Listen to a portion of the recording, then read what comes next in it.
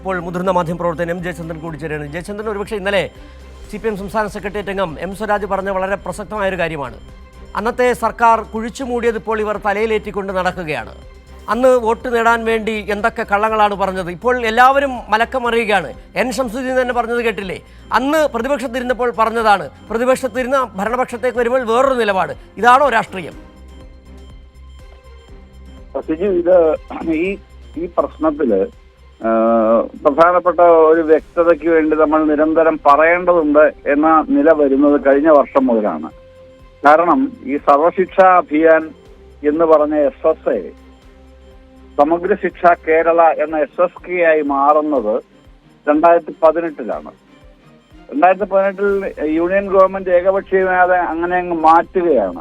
എന്നിട്ടാണ് സംസ്ഥാനങ്ങളിലേക്ക് അത് നടപ്പിലാക്കുന്നത്. അപ്പൊ നമുക്കുള്ളത് SSK ആണ്, സമഗ്ര ശിക്ഷ കേരള.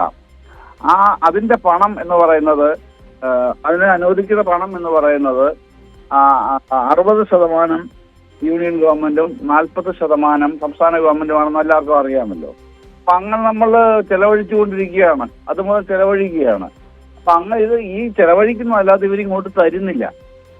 സംസ്ഥാനം ചെലവഴിക്കേണ്ട പൈസയും കേന്ദ്രം ചെലവഴിക്കേണ്ട പൈസയും എല്ലാം കേരളം തന്നെ ചെലവഴിച്ച് അക്യുമുലേറ്റ് ചെയ്ത് 1466 കോടി രൂപയായി കിട്ടാനായിട്ട്.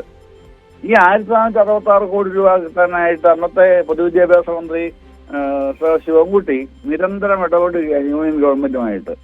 അവസാനം അവരൊരു നിബന്ധന ഇങ്ങോട്ട് വെക്കുകയാണ്, നിങ്ങൾ PM ശ്രീയിൽ ഒപ്പിടുകയാണെന്നുണ്ടെങ്കിൽ ഈ പൈസ തരാം എന്നുള്ളതാണ്. അപ്പൊ നമ്മൾ ആലോചിച്ചിട്ട് പറഞ്ഞത് PM ശ്രീയിൽ ഒപ്പിടില്ല, പക്ഷെ ഒരു MOU, ഒരു ധാരണാപത്രമായിട്ട് നമുക്ക് സഹകരിക്കാൻ കഴിയും എന്നുള്ള നില നമ്മൾ അങ്ങോട്ട് വെച്ചു. അത് അംഗീകരിച്ചിട്ടാണ് പിന്നെ സെക്രട്ടറി തലത്തിൽ ഈ പദ്ധതി ഒപ്പിടുന്നതും 93 കോടി രൂപ നമുക്ക് കിട്ടുന്നതും. അപ്പൊ കിട്ടുന്നത് ഏതാണ്? നമ്മൾ ചെലവഴിച്ച, കേന്ദ്രത്തിന്റെയും കൂടെ നമ്മളാണ് ചെലവഴിച്ചത്. കേരള സർക്കാർ അതാണ് CM ജയചന്ദ്രൻ താങ്കൾ പറഞ്ഞതാണ്. CM ജയചന്ദ്രൻ താങ്കൾ പറഞ്ഞതാണ് ശരിയായ വസ്തുത. ഈ 91 കോടി രൂപ എങ്ങനെയാണ് കിട്ടേണ്ട പണം അത് നമ്മൾ ചെലവഴിച്ച് റീഇംബേഴ്സ് ആയിട്ട് കിട്ടുന്നു. പക്ഷേ ഇപ്പോൾ VD സതീശൻ അടക്കം പറയുന്നത് അന്ന് ആ കരാർ, ഈ PMC കരാറിൽ ഏർപ്പെട്ടത് കൊണ്ട് ഈ പൈസ കിട്ടി. ഇതാണ് ഇപ്പോഴത്തെ ഏറ്റവും വലിയ നുണ.